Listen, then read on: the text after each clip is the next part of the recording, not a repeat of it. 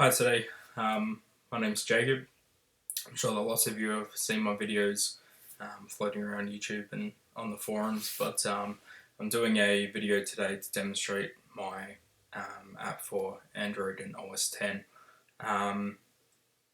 Basically the app has 80% of the features that you can get out of BLDC tool to program and control the VESC. So today, if we look just down here, right there, I've got my hub motor, an old hub motor, doesn't work as well as a couple of old VESC. I've only got old VESC because somebody broke into my house and stole two of my decks and my boosted board, so that really sucks. But these are one of the first batches of VESC that were ever made, and both of them have DRV faults.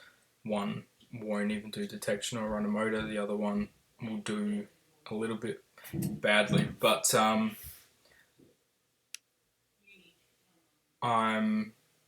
going to start off by connecting to the VESC. So we got the version that comes up there, it's 12.16, and we're going to read configuration. And this is showing the parameters that are on the motor. I've already done a motor detection,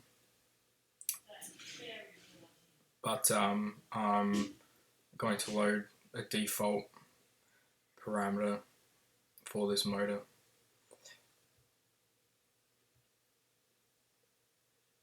And I'm going to write that. Now I'm going to go into the application tab and show to you what needs to be set for this device. Now we need to be on UART because we're using a Bluetooth UART device, which is hiding just right here. This one is a HM10. It's a chip that's made by Texas Instrument, which is a CC2541, but the one that I use is from a website called Tiny Shine. It's Tiny OS Shop. You click on there and it's just this one right here. It's about $9.95. You can buy it cheaper at other places, and they have a lot of distributors around the US and throughout the world where you can get them. But it's connected to the same port as the Nunchuck would be plugged into, the UART and I2C port, and it uses basically the same pins as well. So that's really convenient. It makes it a lot easier for people to understand what to do. But in the UART tab, we're using the baud rate 9600, which is standard for a Bluetooth low energy device like this one. And yeah, now I'm going to jump into the Nunchuck tab and I'm going to hit display. You can see that there's no Nunchuck data. It's on current with reverse. I haven't selected the Nunchuck tab. It's still on UART. I could also use PPM in UART or ADC in UART. Those three will allow connection with the app and the Bluetooth device. But I'm going to show you that I still have control over this using the app, as well as a Nunchuck that's also using the same Bluetooth chip that I've modified Benjamin Vedders code for. So first things first is I'm going to connect. Now this window here is a screen capture. If you look down the bottom right there, this is my iPhone, so I'm going to unlock it. And you can see it's doing everything that I do. So you can see everything I'm doing down there as well as on the screen. But I'm going to go to the BLDC Tool app, which I have there. This is still all beta testing. There's some bugs and everything that I'm trying to work through, but it's a little bit hard to get everything out. On my Android phone here, you can't really see it very well, but I've got BLDC tool on here as well. It's right there. And I can open that.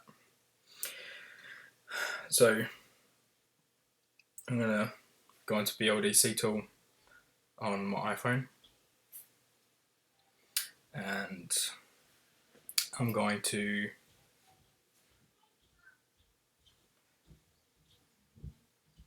tick the settings page, and it comes up like that. I'm going to do the same on Android, so you can see they're a little bit different spacing, but basically this page here has all the connection, which is listed right here.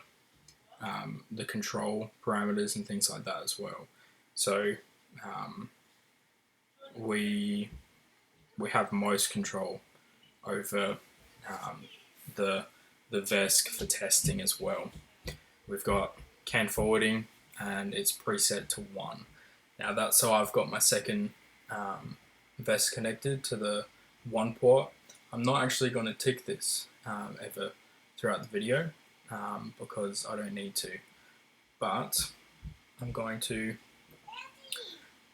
choose my Bluetooth module, which is a HM10, and it's the software is made by HM Soft. So I'm going to click connect, and you can see VESC firmware version 2.16. I can do the same on my Android device, but I'm not going to connect to both because I can't. I've got my daughter at the door calling for me, so hopefully that doesn't distract anyone. I'm going to press back on my Android device, and then I'm going to do it on my iPhone. Okay, I don't have a very good angle while it's on the table, so it takes double click sometime. You'll see that down the bottom it says app configuration received. So I've inbuilt into the app the ability to read the configuration as soon as you press the back button for the app configuration. The app configuration is the most important. If you don't read that parameter and then write a value and you haven't read the others, then it will cause your VESC to have problems. You could lose communication with it. You'll have to reflash firmware. I'm going to go into the... My daughter's just gotten big enough to be able to open the door. But I'm going to go into the first tab, which is this one right here. And I'm going to go into that, and this is application. So this would be the same tab as right here on BLDC tool. I've got controller ID, send CAN, status over CAN, and everything else. And you can see that the values are all the same. It's got baud rate here, which is normally in this uart tab, but to save a tab, I've put it here. It can't be changed on the app. I've locked it out, because if you change this, you'll lose communication with the app. The next thing is you've got the uart right there.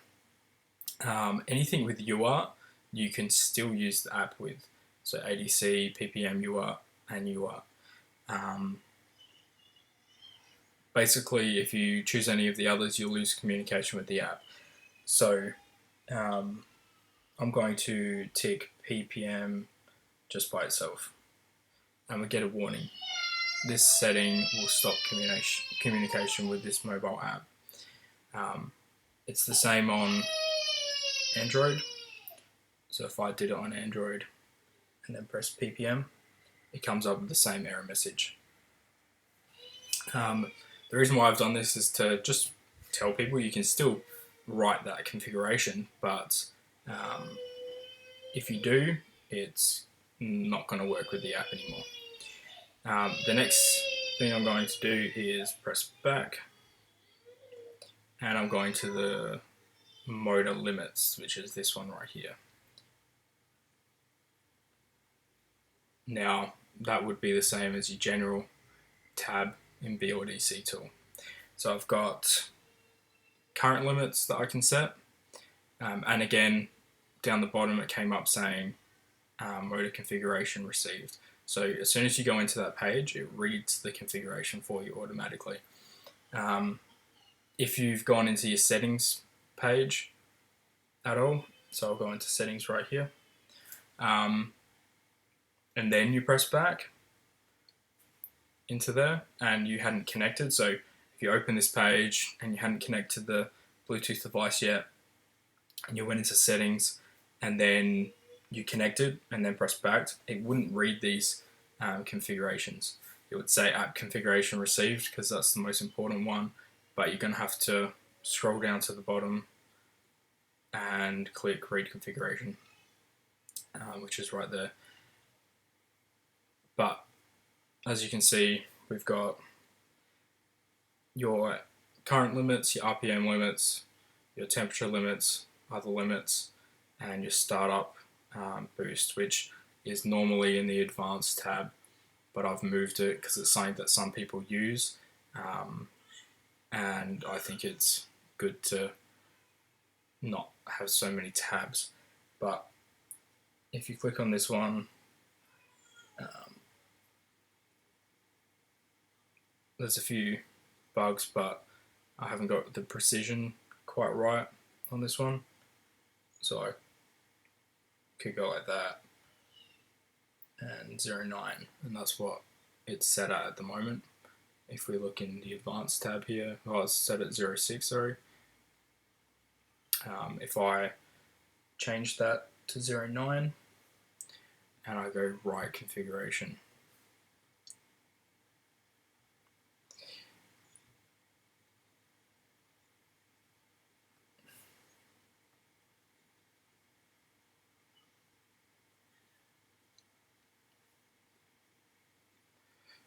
I wrote the configuration on the wrong one. So read configuration, and you can see that it's changed in BLDC tool as well.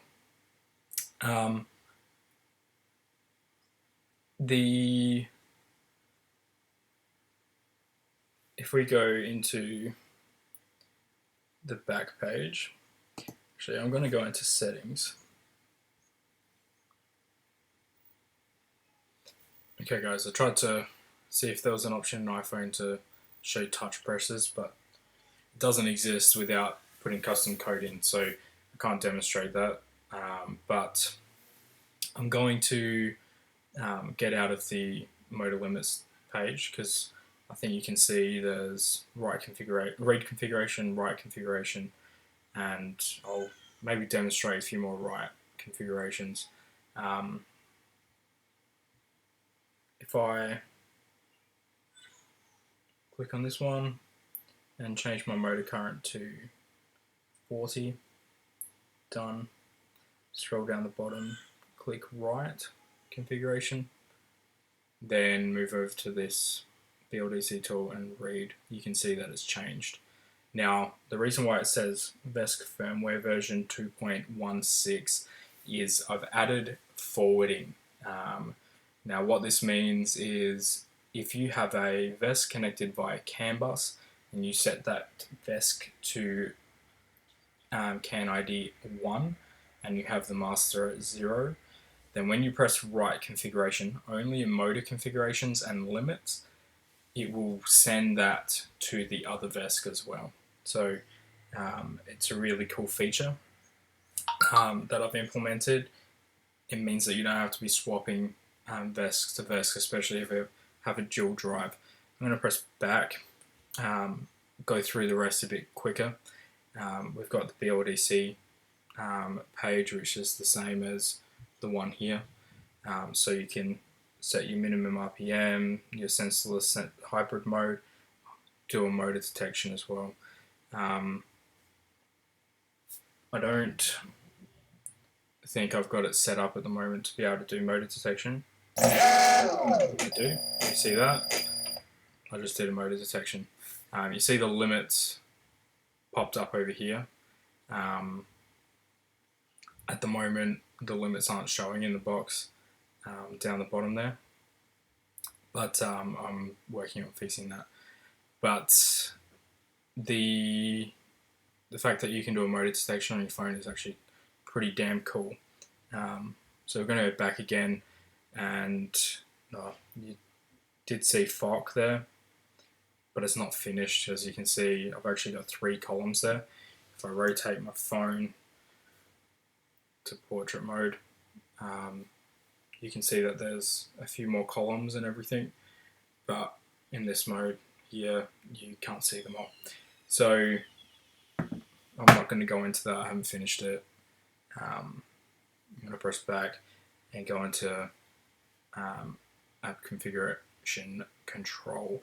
Now control would be using ppm or nunchuck. So I've got ppm disabled. I can choose current, no reverse. I can choose current, no reverse with brake. And there's soft RPM limits. Your pulse width, everything like that in the decoder bar, and multiple ESC. So you can change all the settings that you can on BLDC tool in your app configuration page in the ppm screen right there. The second one is Nunchuck. Now, if I click on Nunchuck again, it's basically exactly the same. You've got current with reverse, or current or disabled, and then your RPM settings and things like that. Again, the precision on these values are a little bit off, so I need to fix them to make them a little bit simpler for people to see. But all in all, it's all working. What I'm going to do is I'm going to now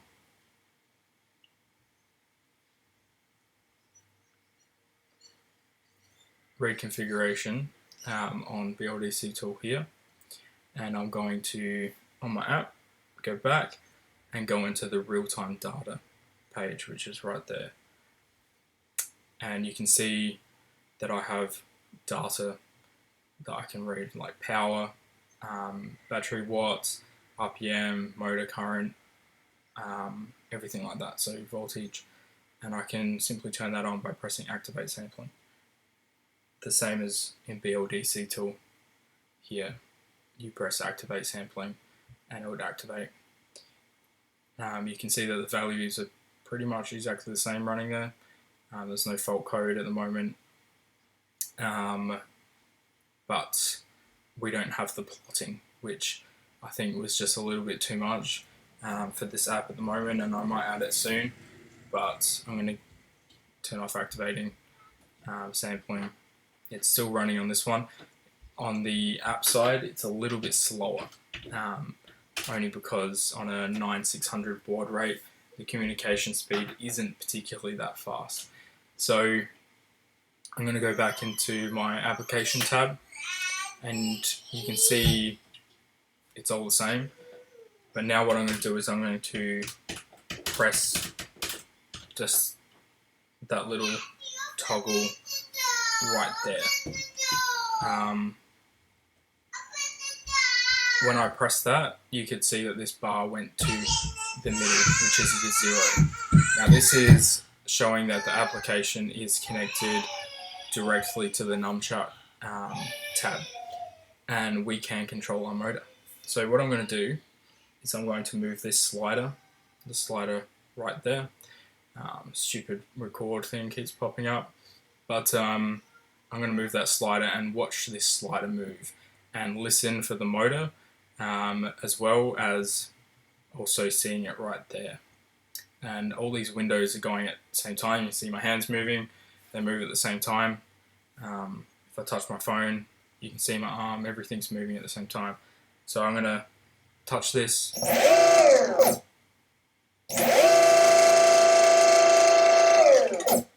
And I've got braking. So I can accelerate and brake. You hear the hub motor sounds a bit crap, it's really old. It's done probably about, I'd say 600 kilometers for testing on that motor, but we had some issues with bearings and things like that just seizing up. You can see that real-time data over here, everything's increasing, so motor current's 1.4 amps at the moment, battery current 1.3. This is all low and limited because I'm running off of a power supply. Watts 33 RPM, this is electrical RPM. So electrical RPM is basically your motor pole. So if it's a 14 pole motor, you divide it by 2 and then divide the electrical RPMs by that number. So it would be 3000 divided by 7, and then that's your RPM. The fact that I can control it from the app is actually quite really damn cool. I'm sure that lots of you will like that feature. What I'm going to do is I'm going to jump into my Nunchuck tab again, and I'm going to go to Nunchuck and positive ramping. At the moment it's set to 0.9, but on here, because the precision's a bit bad, it's not going to show that. I'm going to set it to 9.0. Done. Right configuration. Right configuration doesn't send it to the second VESC because in most cases you don't want it to be exactly the same. You might have PPM set on one of them and then Nunchuck set on the other one. It's up to you what you do with that. But I'm going to read configuration here. And it didn't send. So we're going to try again.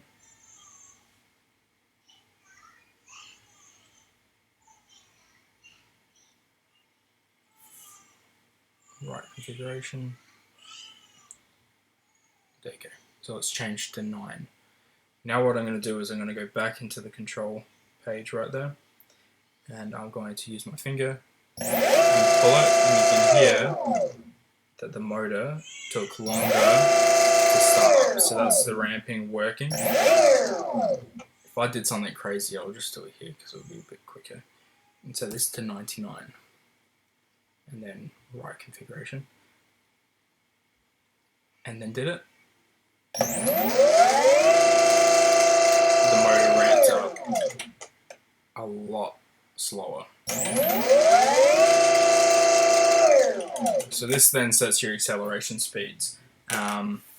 The motor's going to be, you've got your positive ramping, which is acceleration, and then your negative ramping. So if I accelerate, it goes up, and then I bring it down, it's going to not take that long to brake.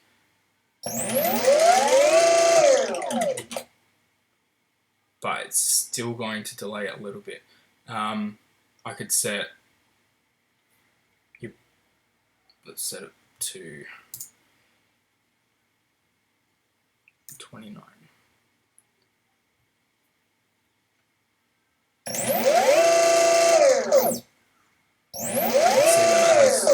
Less of time constant for that acceleration to happen. So that's the control system for the Nunchuck tab through the app. Next I'm going to press back, keep going to use my mouse, and I'm going to use the firmware tab, which is right here. I'm going to click on that, and there's now a warning box there saying updating your firmware through this app only supports the latest default hardware version. So if you have lights on your board, or if you have different resistors or capacitor firmware that's usually in the list, don't use this. It will not work for you, and it will cause faults on your device. If you're using a 4.7 or a 4.8 VESC, do not use this because it only works for 4.10 and 4.12 or to 4.12. I might add in some tick boxes to allow you to do a few different ones, but we're just going to press update, and I'm actually going to press update, and it says downloading, and it's downloaded, so it's applying the new firmware. Now, this whole process of updating your firmware can take a long time on your phone, because it's running it through the Bluetooth. Bluetooth low energy devices like the HM10, official ones, don't have write response, so it's write without response is what they're set at, which means that the default that you can actually send is 20 bytes, which is really, really small. So what I've actually done to combat this, and it affects the write data as well, so if I write configurations, it causes this problem as well. So what I've done is I've created a chunk loop. So it sends the string of, let's say 400 bytes, and then 20 of those bytes will get read, and then it sends it again, and then the next 20 get read, and then it sends it again, and the next 20, and the next 20. So this is why this all takes a really long time, and I've cancelled it so it's not going to actually do it. Yeah, I have added that feature to make it a lot easier for people to update firmware. They don't have to know what file to use. It simply just fetches the firmware, and then it sends it to the VESC. I'm going to keep using my mouse, press back, and I'm going to go into settings, and I'm going to click connect again. And it's disconnected the Bluetooth device. If you see it here, it's flashing. There's no communication. Next, what I'm going to show you is this Nunchuck remote. So this remote is the Nunchuck Mod Pcb that I helped Benjamin Vedder redesign, and he initially created it and wrote the code. It's to replace the need for a Nikon Karma. This one here, I have modified the firmware and the PCB a little bit. Hold it up here so you can see I have tucked away underneath one of these Bluetooth modules. I'm not using NRF. Simply the benefit of this is that, well, at the moment, if you have an NRF chip plugged in, or you have rolling gekos Nunchuck situation, that all runs through UART, which is cool, but it means that you can't have another UART device, so you can't have the Bluetooth device and this one connected at the same time. So this uses Bluetooth. I've changed the settings so it links directly to this Bluetooth module here, and I'm going to show you how that works. So I've actually got the Bluetooth module unplugged at the moment. I'm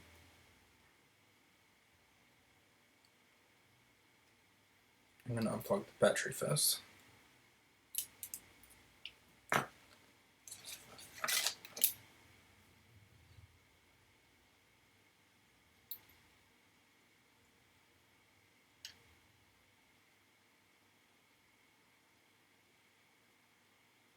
Okay, so if you can see a little green light flashing, and then I'm going to plug the Bluetooth module in, and you can see that light went solid. This one is now solid because they're connected. So I'm hoping, if nothing fails, that I should be able to use this to control the motors. You can see this bar is moving as well. If I go into real-time data on my app, watch that bar, it's not moving.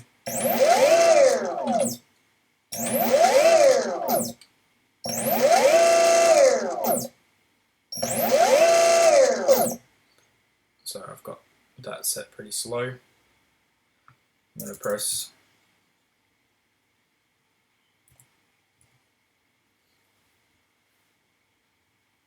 this, it doesn't.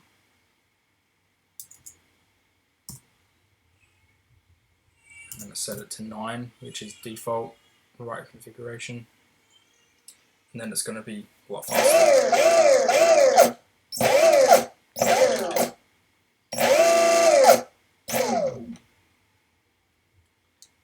Okay, so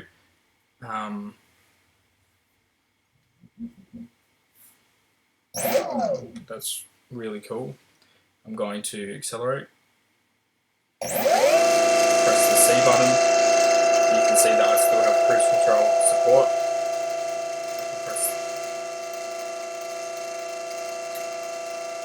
And I've disabled the ability to go up and down in cruise control because I thought that it is actually quite dangerous.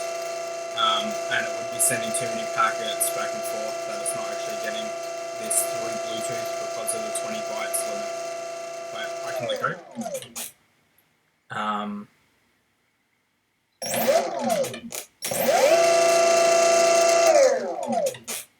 And yeah, so that's working. I'm also can press the Z button and the motor will change directions.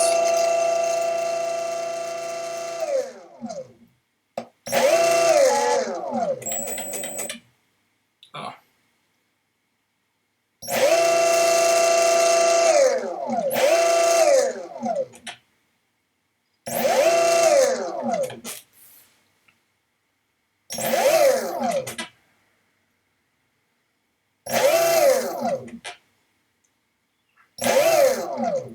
Seems like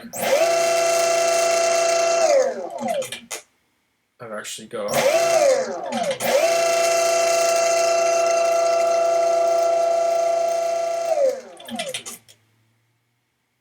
a little solder bridge. You probably won't be able to see it, but there's a little solder bridge on the C and the Z button, so that's not good. But I'll fix that and make sure that that doesn't happen again. But that means that the reverse isn't going to work because it thinks that you're pressing cruise control. But that's basically to wrap up. I've got the battery, put that back. We've got a app for iOS and Android. I'd love to do a video where I can get that screen capture like here, but I'm not sure how to do that on Mac. And yeah, I've got BLDC Tool on my phone, connected via Bluetooth that has communication via the remote and via the phone as well. And yeah, it's an excellent feature, and soon to be on app stores, Android and iOS. So thank you very much for watching, and I look forward to hearing all of your comments and any donations that you might want to give. I'm not a coder by trade. I'm studying engineering at university, and not even computer engineering. I'm doing biomedical, and that I've had to do a few subjects in coding, but I'm learning as I'm going. So I've had to pay a few freelance coders as well to help with this, and this all costs money, as well as buying modules and doing all of this. If you have any donations, you can simply go to my website at vesc.net.au or .support.